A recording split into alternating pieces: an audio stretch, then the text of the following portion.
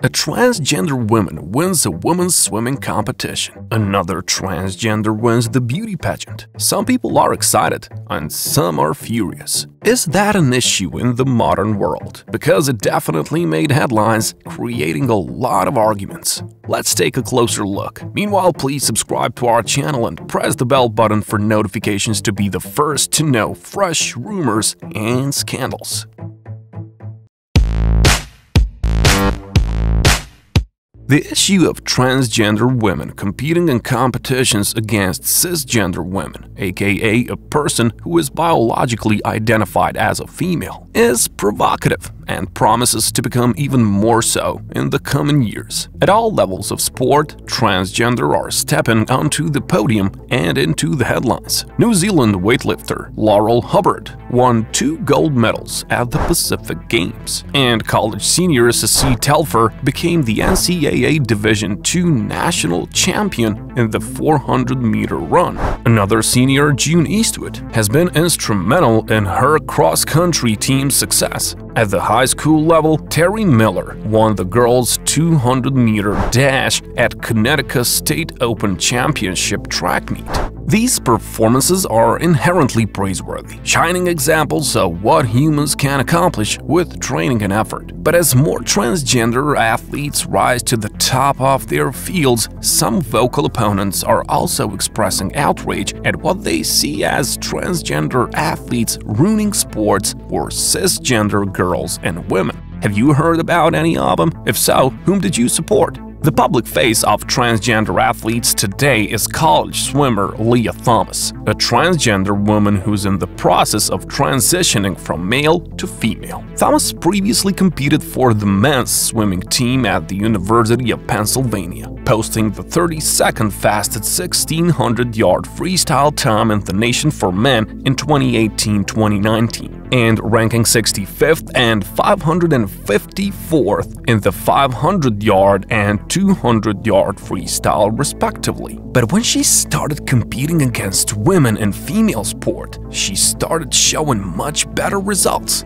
She recently set 4 school records in a single meet and won the 500-yard freestyle competition in March, becoming the first Division I transgender NCAA champion. An argumental point in this situation is that USA Swimming's policy states that trans athletes must undergo 3 years of hormone replacement therapy before being allowed to compete. Thomas was 6 months short of that target, but the NCAA decided not to adopt USA Swimming's rules and allow the senior to compete for competition in Atlanta. Thomas's success in the pool drew both praise and criticism. Some of that criticism was on full display in Atlanta. Outside the McCauley Center, dueling protests dominated on the day of the competition. More than 20 protesters from Save Women's Sports and Young Women for America chanted outside, protesting Thomas's inclusion in the women's category. "We're not going to stand by and let women be displaced," said Annabelle Rutledge, the National Director for Young Women for America. "We must fight for their rights." Another infuriated person was Rika Georgi, who competed at the 2016 Olympics for Hungary and now swims for Virginia Tech, who wrote a letter to the NCAA objecting to Thomas's participation. "This is my last college meet ever, and I feel frustrated. It feels like that final spot was taken away from me because of the NCAA's decision. I know you could say I had the opportunity to swim faster and make the top 16, but this situation makes it a bit different, and I can't help but be angry or sad. It hurts me, my team, and other women in the pool," she wrote. But while Georgie and other swimmers have been critical of Thomas's participation, other athletes have shown support. Texas's Erica Sullivan, who finished 3rd behind Thomas in the 500-meter freestyle, wrote an essay for Newsweek, in which she argued women's sports has other issues that are far more important to address. Real threats to women's sports are sexual abuse and harassment, unequal pay and resources, and a lack of women in leadership. Transgender girls and women are nowhere on this list, Sullivan wrote. But can we say it was a fair competition? Let's discuss in the comments. What do you think? Joanna Harper, a transgender woman, distance runner, and a researcher who served on the IOC committee, says, "Fair is a very subjective word. It boils down to whom you're trying to be fair to," Harper says. To billions of typical women who cannot compete with men at high levels of sport, or a very repressed minority in transgender people who only want to enjoy the same things that everybody else does, including participation in sports. Transgender women's performances generally decline as their testosterone does, but not every male advantage dissipates when testosterone drops. Some advantages, such as their bigger bone structure, greater lung capacity, and larger heart size, remain.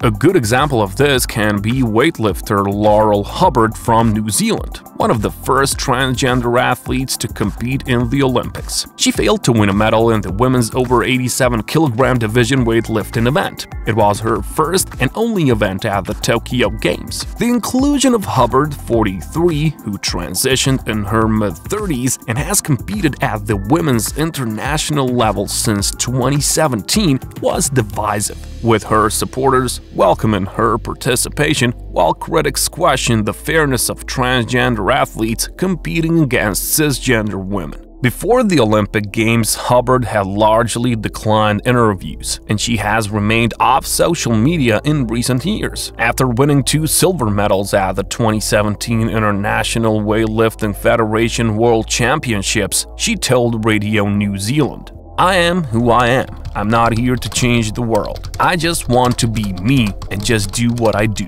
Despite not coming away with an Olympic medal, Hubbard has the distinction of being part of sports history.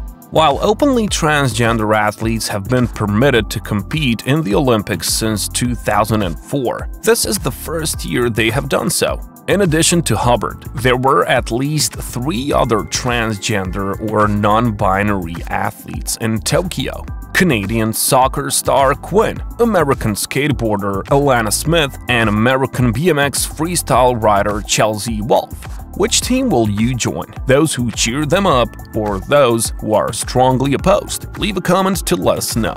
But let's leave sports behind. History was made in the United States when a teenager called Brian Nagoon became what is thought to be the first transgender person to win a Miss America title. Can you believe that? He was named Miss Greater Derry in 2022, landing him a crown and scholarship. The Miss Greater Derry Scholarship Program provides scholarships to young women between the ages of 17 and 24.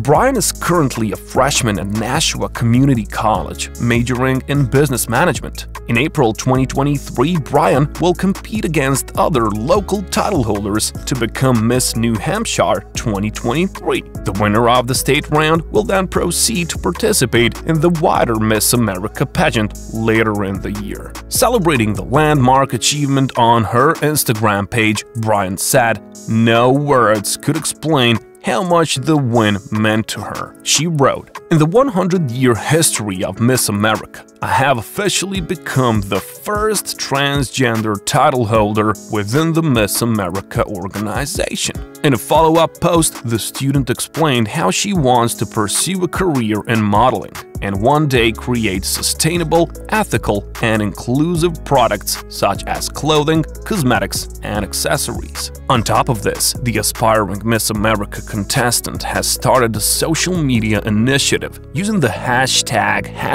#QueensAreEverywhere. Explaining how she wants to make everyone proud, she continued, "This is a media movement that helps the next generation develop self-confidence, realize their potential, and become the leaders of their destiny." Reactions from social media users are mixed, and some women believe that Nagoon's win was a reflection of internalized misogyny.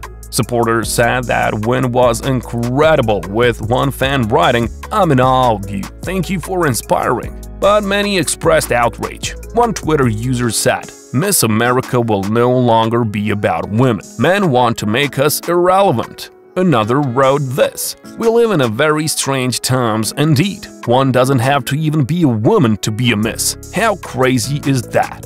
Another statement was made by Miss Great Britain 1998 winner Leilani Dowding. She said she was disappointed to see Brian win the crown over other contestants. Her attitude was very strong. Seeing the news that Brian McGowan won the pageant made me think how I would feel if I was beaten by a large biological male after spending months training and preparing for the contest. The former beauty queen went on to accuse the pageant of being desperate to appear woke and inclusive to appeal to younger generations. She also said, "For the sake of females going forward, we cannot allow this. They don't even realize the opportunity that has been stolen from them by a biological male, and it's out of control." Her win came 1 week after the U.S. Court of Appeals allowed the rival pageant Miss United States of America LLC to prevent transgender women from competing. The ruling by the U.S. Court of Appeals came in response to a lawsuit brought by hopeful and openly transgender woman Anita Green.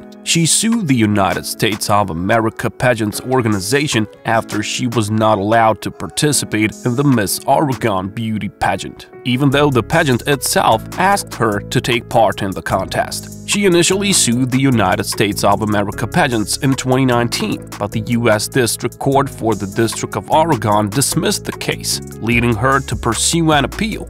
I believe the United States of America Miss is on the wrong side of history for choosing to actively discriminate against transgender people, but the road to creating meaningful change has always been a long and bumpy one, Green said. Transgender women are women. My message has always been consistent, and my message is this: every person has beauty. No matter whether you were born a man or a woman, all human beings deserve to be treated with respect. The strong opposition to how we should treat transgenders will remain, and no matter how this issue will be resolved in the courts, it would be wise to buckle up and hold on tight, because it promises to be a very bumpy ride. Leave that like and subscribe to our channel. Be sure to stay with us and always be in tune with celebrity news and rumors.